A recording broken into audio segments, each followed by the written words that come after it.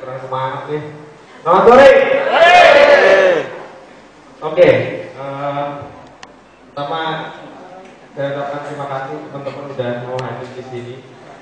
Surprise banget ini kayaknya acara kita yang paling banyak yang datang. Gue tahan dulu dong.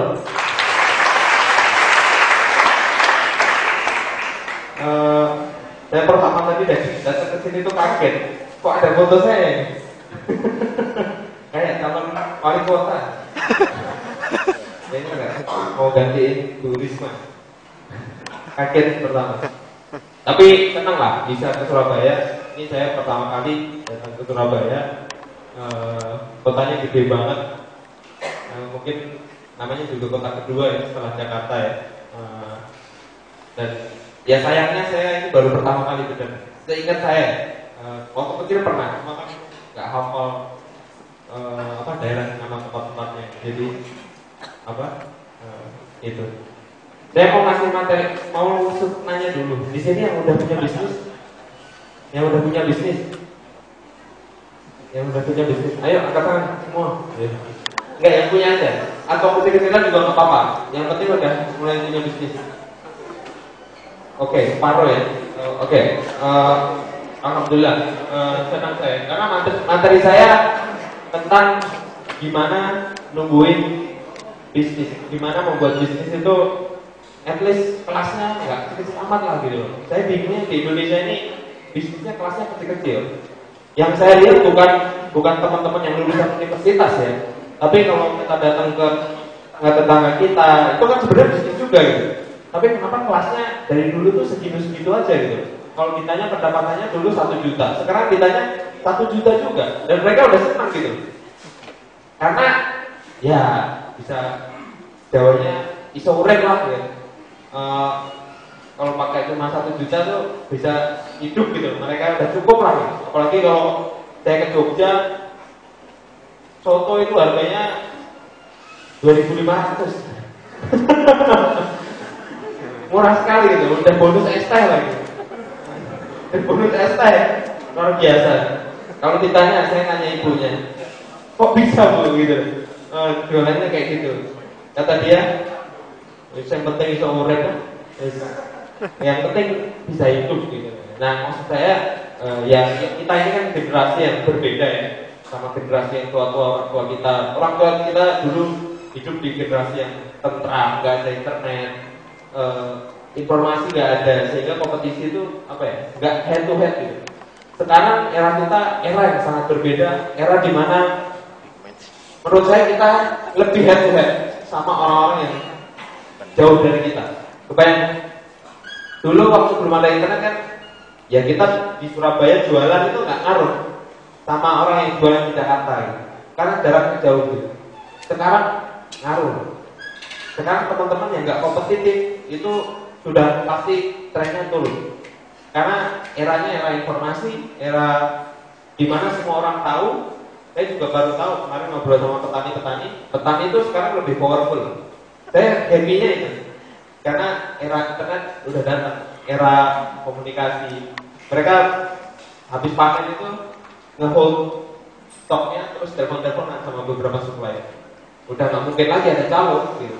Asal punya telepon ya. Repotnya kalau petani nggak punya telepon, nggak punya internet, bisa dibohongin sama tengkulaknya. Nah itu era dimana semua orang bisa connect. Saya merangkum 5 hal yang mudah-mudahan penting buat kita semua, terutama yang udah bisnis. Yang belum bisnis nanti ya coba diterka-terka aja. Kira-kira besok kalau mulai bisnis bisa kepake apa enggak gitu. Itu. Saya ini kumpulin dari pengalaman saya membangun Bukalapak. Saya bangun Bukalapak tahun 2010, 5 tahun yang lalu. Luar biasa, berdarah-darah dan keras sekali perjuangannya. Dan saya belajar banyak lah dari situ, dan saya rangkum ke 5 ini. Juga gak hanya pengalaman dari Bukalapak, karena Bukalapak ini platform untuk small business atau ya untuk bisnis lah. Tiap hari itu hampir saya nggak pernah ngobrol sama bisnis sellernya Bukalapak gitu. Tiap hari ngobrol. Sekarang Di jalan aja ngobrol sama seller-seller di seluruh Indonesia, gimana supaya mereka tuh salesnya bagus-bagus gitu. Kalau yang bagus biasanya saya tanya, kok sales kamu bagus? Kalau yang jelek nggak ada penjualannya, saya juga tanya, kenapa penjualan kamu jelek gitu. Jadi saya tahu betul ya kira-kira oh rumusnya ternyata ini, apa kodenya kira-kira rumusnya tuh ini gitu. Oke, langsung aja.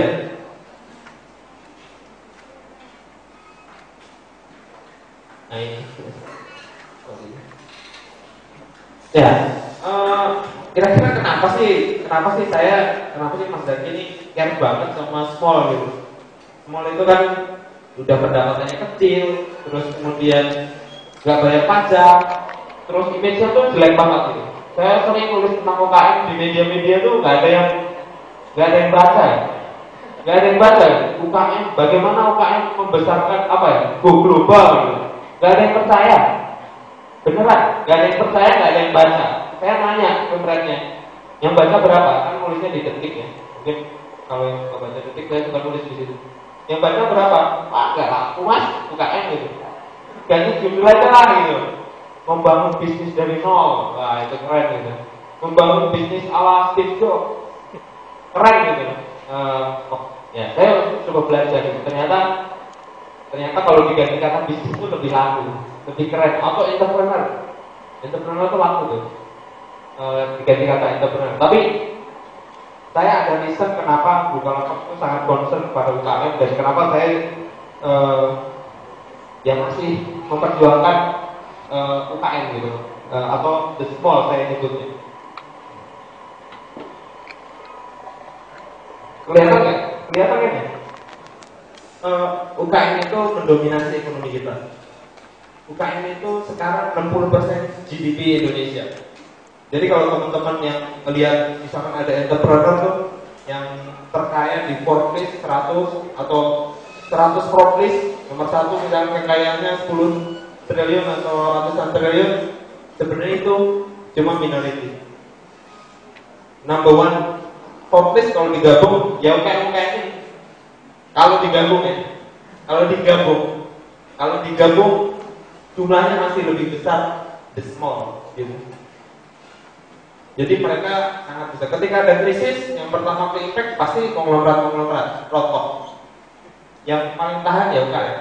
Mereka bahkan misalkan kondisi lagi sulit seperti sekarang ya, sekarang kondisinya lagi sulit, pendapatan yang dari tadinya sehari 20.000, mereka cuma dapat 5.000, mereka masih hidup.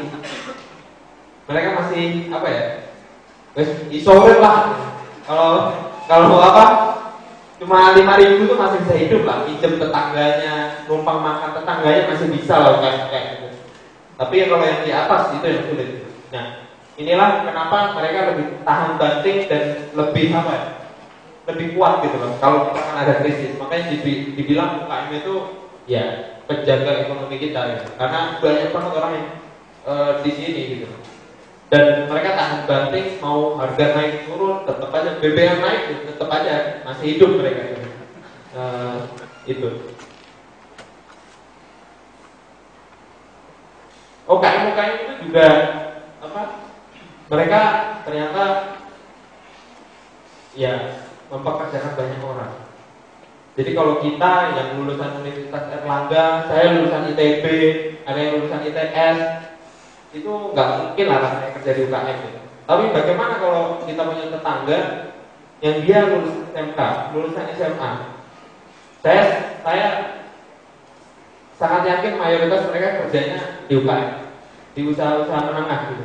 Mungkin tetangga kita ada yang buka warung, jualan di situ. Mungkin ada yang buka online shop, punya gudang, punya 5 karyawan. Mungkin yang pekerja-pekerjanya kebanyakan sih anak SMA, lulusan SMP. Dan itu paling banyak jumlahnya. Sekali lagi saya ingin ngajak teman-teman jangan berpikir ya kita lulusan universitas bagus gitu. Coba pikirin yang di luar sana. Jumlahnya banyak banget. Orang kuliah itu jumlahnya di Indonesia cuma 2 juta setahun. Sedang yang nggak kuliah itu puluhan juta. Banyak sekali. Dan itu mereka kerjanya di small. Kalau small business itu meningkat, gaji mereka otomatis meningkat. Dan itu bisa istilahnya apa ya? Nah di sini lingkaran setannya. Karena orang bawah nggak bisa ke atas, mereka jadi nggak bisa kuliah, nggak bisa naik kelas gitu. Mereka harusnya generasi selanjutnya bisa naik kelas kalau bapak ibunya bisnisnya lancar, at least bisa menyisihkan kuliah untuk anak-anak. Itu kenapa Bukalapak sangat care sama mall. Dan nah, kalau lihat foto ini ya, orang-orang kecil itu nggak tahu, saya senangnya ngobrol sama mereka tuh nggak pernah ngeluh, nggak pernah apa ya, tahan banting bener. Dan mereka itu ngomonginnya ya itu tentang anaknya.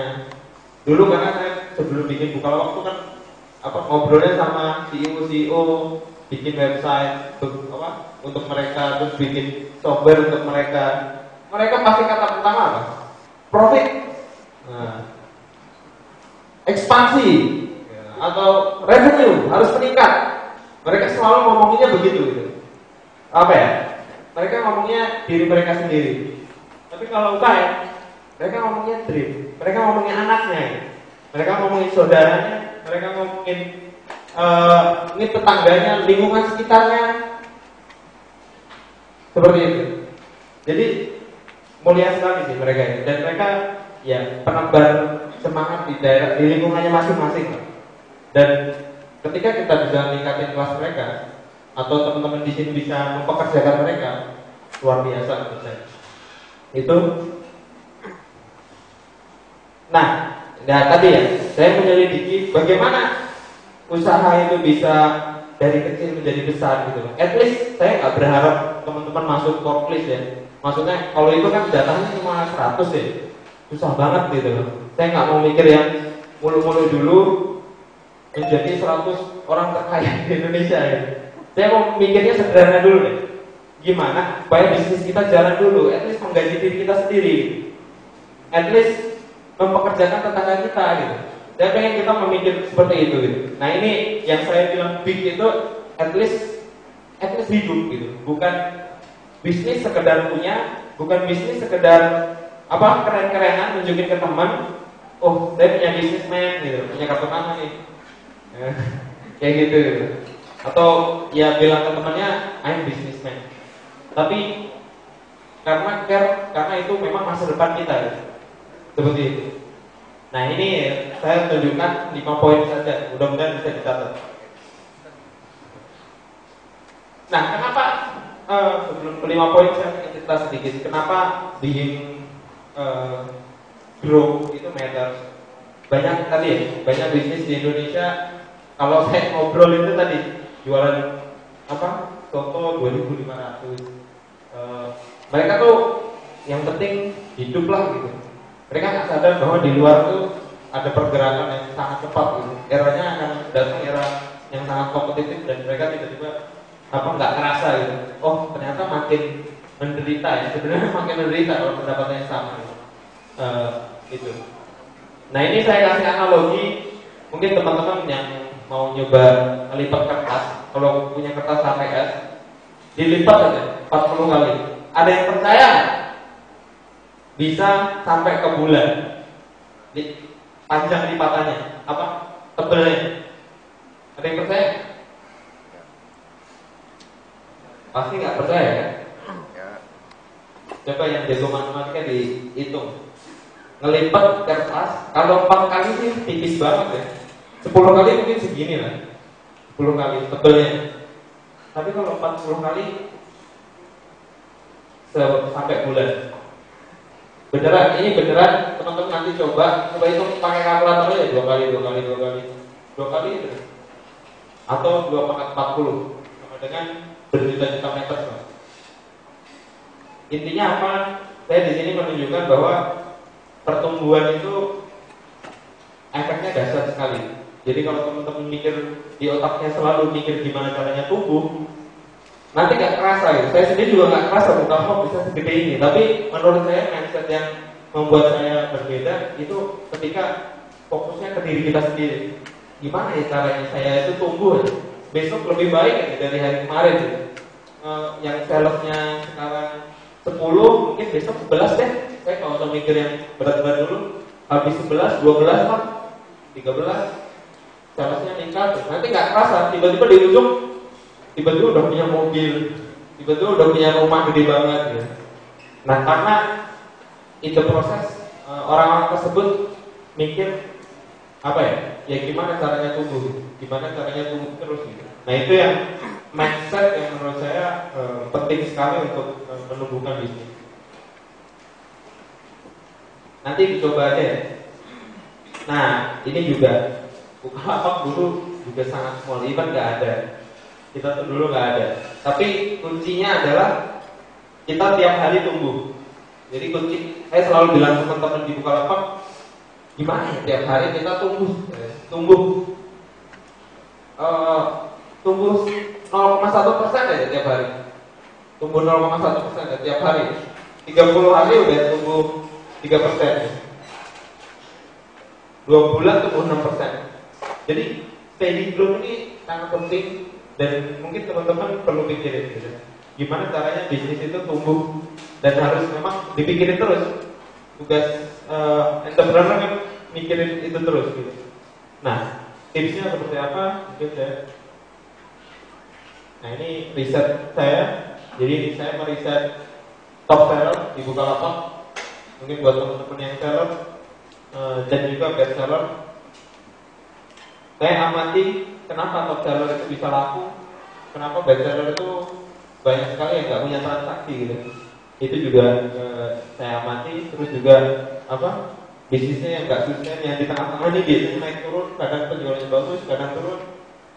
Kuncinya ke depan bagaimana Bukalapak bisa membawa knowledge dari ke kiri ke kanan. Jadi yang di kanan bisa jauh lebih pintar. Buat teman-teman yang belum ada transaksi atau bisnisnya belum mulai-mulai atau nggak ada penjualan, bisa belajar nanti dari yang kiri. Hopefully bisa bergerak ke arah kiri, ke arah yang jago-jago itu. Seperti itu. Nah, ini 5. Yang pertama, menurut saya mungkin ini banyak orang bilang bosen, aduh ngomongin passion terus. Tapi menurut saya penting sih. Ini gambarnya ini gambar kantor Bukalapak pertama kali. Jadi masih garasi. Awalnya jadi saya berawal dari garasi, 2 orang teman, mulai dari situ kita tidur di situ semuanya gitu. Banyak orang bilang kita gila kali ya, lulusan ITB. Saya selalu ditanya orang tua saya kerja di mana gitu. Dia bilang aja interview di perusahaan oil company, gajinya segini. Saya bilangnya ngelesnya begitu gitu. Tapi dalam hati saya punya mimpi gitu. Someday bisa nggak sih kita punya website buatan Indonesia yang bisa memajukan UKM Indonesia gitu. Mimpi saya masih itu terus gitu. Dan itu ke bawah, bahkan sampai saya dibilang gila ketika nginep di kantor terus, dibangunin sama karyawan. Jadi saya tuh kalau masuk bosnya masih tidur, bangunin. Jadi banyak yang bilang gila, tapi saya pikir mimpilah yang membuat ketika orang bilang kita gini, mimpi itu yang menangis gitu, bukan itu gitu. Gak didengerin, gak usah dengerin apa kata orang. Dan ini yang membuat banyak seller tadi ada di kuadran kiri tadi, penjualannya bagus. Mostly entah karena dia suka bidangnya, entah karena dia kuliahnya gak punya duit, bisa jadi loh. Dia karena saking kerasnya hidup, dia tuh berjuang terus jualan online gitu. Akhirnya dia make a transaction dan sampai sekarang jadi top seller gitu. Karena dia ada yang cerita bisnis gagal terus di waktu kuliah gitu. Dan akhirnya mimpi dia jadi kenyataan. Sekarang dia cukup sukses di Bukalapak gitu. Orang Jogja gitu. Ini salah satu seller Bukalapak. Anaknya yang digendong ini sakit dulu waktu lahir. Untungnya kurang sempurna. Dia kerja di Indofood, lulusan IPB, kerja di Indofood, lulusan IPB, pasti gajinya lumayan ya. Tapi demi anaknya, karena biayanya kurang, dia jualan online. Dia mencoba cari pendapatan lain. Ketemulah Bukalapak, dia jualan aksesoris gadget di Bukalapak. Pendapatannya nambah kan? Selain dari gajinya. Nah, suatu ketika dia sambil ngobatin anaknya dia. suatu ketika pendapatan di Bukalapak lebih gede daripada gajinya. Akhirnya dia keluar dari Indofood dan fokus di bisnis ini. Gitu. Lumayan, omsetnya 200 juta sebulan. Lumayan lah, saya bilang yang pasti lebih gede dari kerja di Indofood lah untungnya. Mungkin margin aksesoris 30% lah atau 20% cukup buat dia untuk membangun, dan dia masih punya mimpi yang luar biasa besar dengan size segitu gitu. Ini salah satu seller kita tidur di atas mainan boxnya, ordernya itu. Jadi namanya Om Ical, dia jualan mainan. Saya tanya, ngapain sih Om jualan mainan? Oh, kayak anak kecil aja gitu. Dia bilang, loh, saya emang pengen jadi anak kecil. Karena menurut kita orang dewasa tuh otaknya pusing gitu. Dia pengen selalu jadi anak kecil. Nah waktu kecil dia suka main-mainan gitu.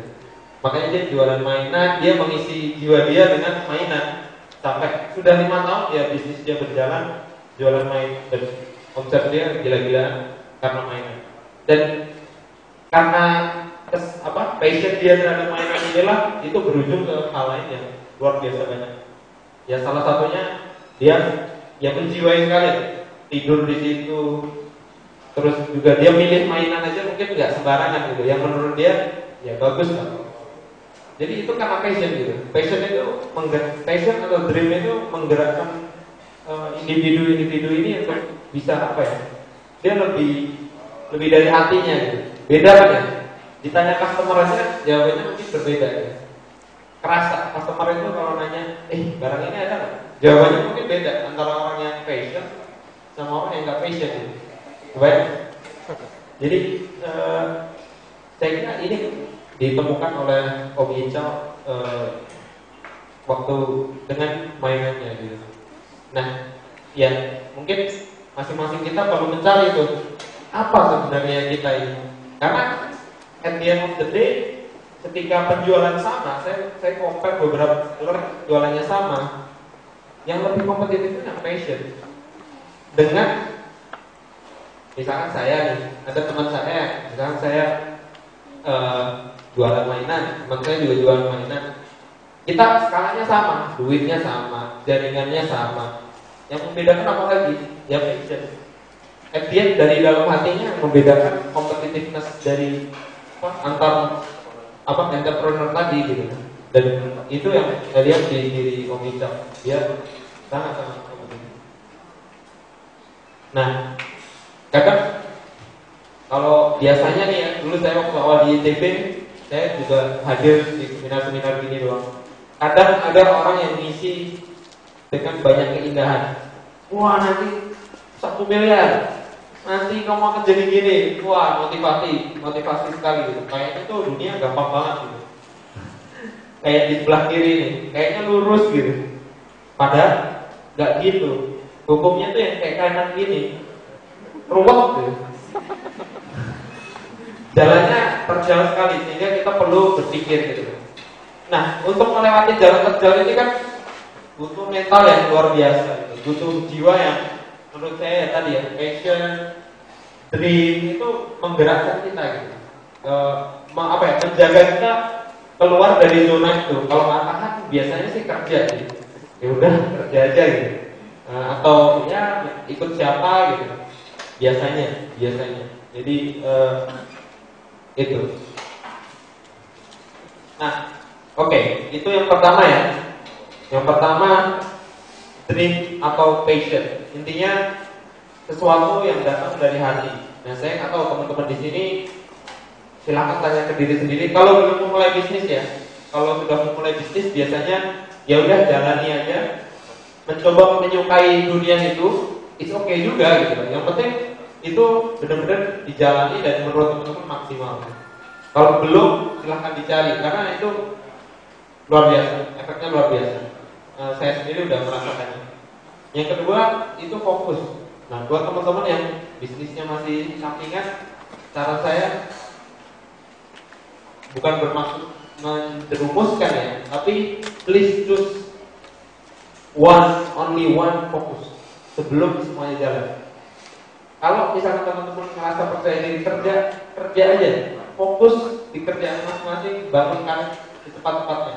Tapi kalau merasa memang jiwanya sejujurnya usaha, take risk untuk apa ya? Fokus gitu. Fokus itu penting banget sih. Banyak orang Indonesia menurut saya nggak fokus. Banyak pedagang-pedagang yang penjualannya nggak bagus hanya karena dia nyambi yang lain gitu. Ditanya bisnisnya apa? Wah, saya punya banyak bisnis mas. Ada A, ada B, seolah-olah keren banget gitu. Ada C, bisnis saya banyak. Wah, dinamai Zaki Group. Udah kayak holding company gede banget gitu. Kayaknya keren gitu, punya banyak bisnis dan sebagainya gitu. Padahal itu sinyal. Menurut saya ketika asal bisnisnya masih kecil ya, asal bisnisnya masih kecil. Kalau bisnisnya gede karena Tanjung, boleh lah. Duitnya udah triliunan, dia udah mentok. Mau TV udah mentok, TV lain nggak ada yang mau diakuisisi gitu. Makanya dia bisnis yang lain aja gitu. Udah gitu, hukumnya udah gitu. Tapi buat yang kecil-kecil, mungkin saya harus fokus gitu. Saya udah membuktikan sendiri. Banyak sekali kejadian yang miracle happen ketika kita fokus. Bukan saya sampai pada taraf apa ya, belit banget sih soal fokus ini. Jadi buat teman-teman yang masih mendua, otaknya di mana-mana, fokus ke satu bidang, fokus ke satu usaha. Jadi ya ibarat saya gambarkan dengan jalur kelinci, pasti ada kedua-duanya nanti gitu. Dan dengan fokus itu advantage-nya banyak sekali. Ini saya ceritain seller Bukalapak. Dia asalnya dari Malang. Dia jualan, dia mahasiswa universitas yang saya nggak tahu namanya. Universitasnya aneh gitu. Tapi dia sukses gitu. Jadi kita universitas bagus membantu kita. Tapi ada hal lain yang jadi faktor untuk orang itu sukses bisnisnya gitu. Salah satunya fokus. Dia sangat fokus jualan tas kamera. Dia memproduksi sendiri. Hari ini ada nggak ya? Katanya datang sini. Ada ya? Belum datang. Dia lagi pulangan di Surabaya. Udah janjian mau kesini. Ntar saya kenalin. Namanya Ihsan. Luar biasa. Itu ordernya. Dia beli bahan di Surabaya, dijahit di Malang, dijual nasional. Jualan tas kamera. Karena dia selain fokus, dia juga mungkin passion di kamera, tas kamera. Jualannya tas tok. Ingat ya, tas. Dia nggak jualan kamera terus kemudian lensa atau jualan apa barang-barang lain gitu. Cukup tas aja gitu. Jadi sangat-sangat fokus. Sehingga dengan fokus dia tahu banyak hal tentang tas yang mungkin orang lain yang nggak fokus cuma taunya oh this is tas. Mungkin buat dia itu more than tas gitu. Fungsinya dia betul perhatiin. Oh kalau apa resletingnya jumlahnya 5 itu lebih menjual. Dia mungkin lebih tahu kayak gitu. Tapi nggak fokus, dia cuma melihat oh ya itu tas kamera aja. Tapi kalau yang fokus banget dia bisa tahu loh. Oh yang ini customer tuh kayak gini, bisa kayak punya indera keenam gitu. Karena tiap hari ketemunya tas kamera gitu. Bagaimana dia nggak kompetitif gitu? Kayak gitu sih.